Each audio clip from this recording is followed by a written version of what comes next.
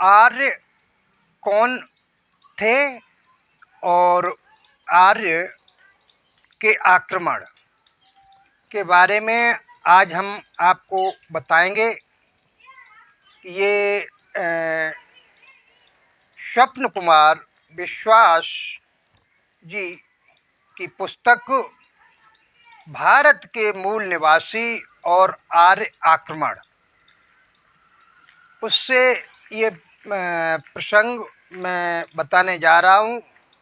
आप मेरे साथ वीडियो के अंत तक बने रहिए और देखिए कि ये मनवादियों की व्यवस्था में इन्होंने क्या क्या किया। इन्होंने यहाँ के मूल निवासियों को किस तरीके से बहला के, फुसला के और उन पर आक्रमण करके अपने शासन सत्ता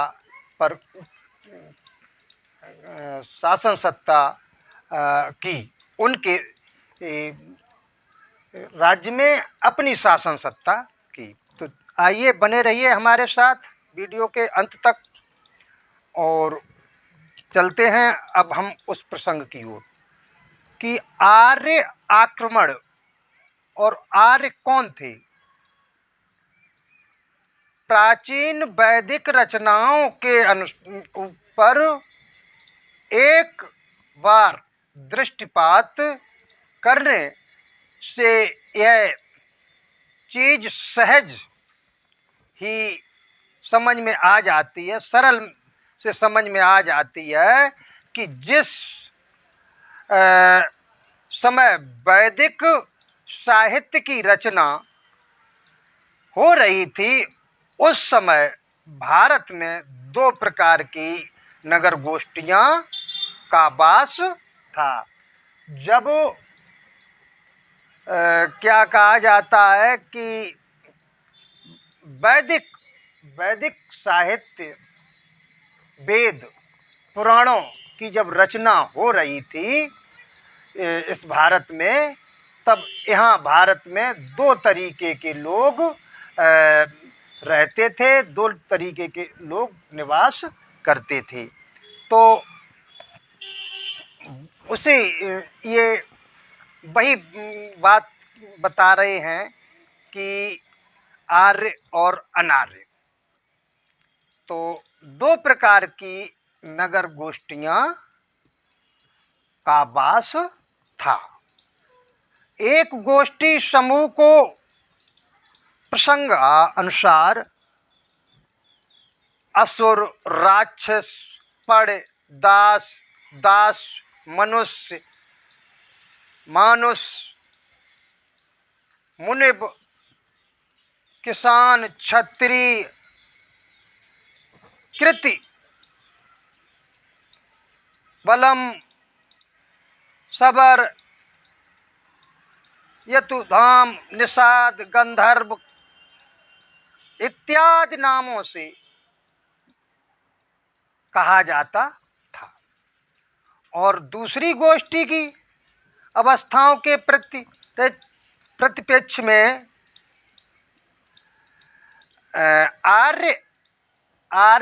आर्य देवता, भूदेवता या प्रत्यक्ष देवता, ब्राह्मण, पुरोहित, आर्य और राक्षस, क्षत्रिय एवं आर्य, दास एवं देवता इत्यादि किसी न किसी भावनक युद्ध में लिप्त थे। देवता आर्यों ने मनुष्य को आक्रांत किया। इसके विपरीत युद्ध तो दूर, ब्राह्मण और देवता, ब्राह्मण और पुरोहित विप्र इत्यादि पारस्परिक विवाद का किसी भी वैदिक साहित्य के अंश में जिक्र भी नहीं है। वैदिक साहित्य में असंख्य मंत्र यही साक्ष्य वहन करते हैं वैदिक साहित्य में मतलब वेदों में, पुराणों में अनेक ऐसे मंत्र हैं जो साक्ष्य मतलब सबूत पेश कर रहे हैं कि इन सब युद्धों में ध्वंस और आक्रमण के शिकार केवल प्रथम गोष्ठी के लोग हुए हैं। जैसे अभी मैंने बताया था, एक गोष्ठी में राक्षस और एक गोष्ठी में देवता। तो प्रथम गोष्ठी में जो राक्षस थे वो लोग शिकार हुए हैं और उन पर इन सब युद्धों के लूट का माल, सुख सुविधाएं, अधिकार और राजतत्व तो सभी दूसरी गोष्ठी को हस्तगत किया गया है, दूसरी गोष्ठी ने हथियाया है। तो ये बताया, अर्थात आर्य देवता ब्राह्मण देवता विजयी रहे और आदि असुर और राक्षस पाण दस दास पराजित रहे। इन आर्य देवताओं युक्त गोष्ठी की भूमिका सर्वत्र आक्रमणकारी और विदेशागत रही है। जो ये आर्य और देवता थे, इनकी आक्रमणकारी नीति रही है और ये विदेशी रहे हैं। जिन्होंने विरोधी पक्ष के राक्षस और असुर आदि के शहर, नदी, बांध, सब राज ध्वंस भी किए। शहर, महल, मकान, नदी, बांध आदि सब चीज़ें नहीं हैं। इसी देश की मिट्टी और पत्थरों से निर्मित जो इन संपदाओं के स्वामी के रूप में भी घोषित हुए, वही मूल भारतीय हैं। आर्यवर्ण, दस्युवर्ण आदि शब्दों का वैदिक साहित्य में व्यवहार हुआ है। अतएव साझा समझा जाता है कि वर्ण शब्द प्रधान रूप से अथवा जाति का संकेत है। वास्तव में वर्ण शब्द और उस प्राचीन काल में किसी के बदन के रंग और जात के नाम को समझने की चेष्टा नहीं हुई है। हम लोग ऋग्वेद के आरंभ में ही अर्थ शब्दों का प्रयोग देखते हैं। आर्य इंद्र ने अपनी इच्छा अनुसार लोगों को गायें दान की, ये ऋग्वेद में लिखा है। हे इंद्र, तुम भली भांति जानते हो कि कौन आर्य तुम दश। हे मदवन, तुम यज्ञ विरोधियों का दमन करो और यज्ञकारियों की शक्ति वृद्धि करो। ये भी ऋग्वेद में लिखा है 1:51-8 पर। हे इंद्र, आर्यगणों की शक्ति और मर्यादा की वृद्धि करो, ये भी ऋग्वेद में लिखा है।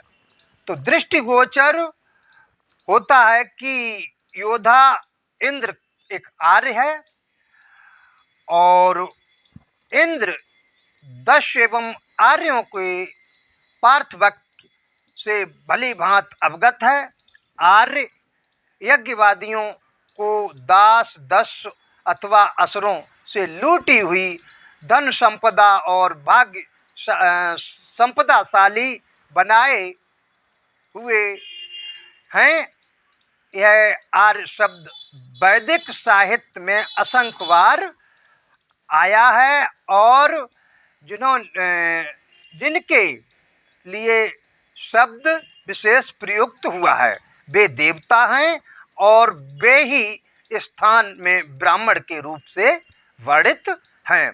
प्रचलित है कि वे ऋग्वेद में पुरुष सूक्त में ही चतुर्वर्ण का प्रथम उल्लेख है। ऐसे ये मानना पड़ेगा कि पूर्व ब्राह्मण, क्षत्रिय, वैश्य, शूद्र शब्दों का प्रयोग भारत में किसी को मालूम नहीं था, किसी को मालूम नहीं था। जब प्रथम सूक्त में चतुर्वर्ण का प्रथम उल्लेख हुआ था ऋग्वेद का, तब किसी को ये मालूम नहीं था कि क्षत्रिय वैश्य शूद्र शब्द हैं कि नहीं हैं। क्षत्रिय वैश्य शूद्र राजा राजन पणान आदि शब्द ऋग्वेद के प्रथम मंडल से ही शुरू हुए हैं यथा।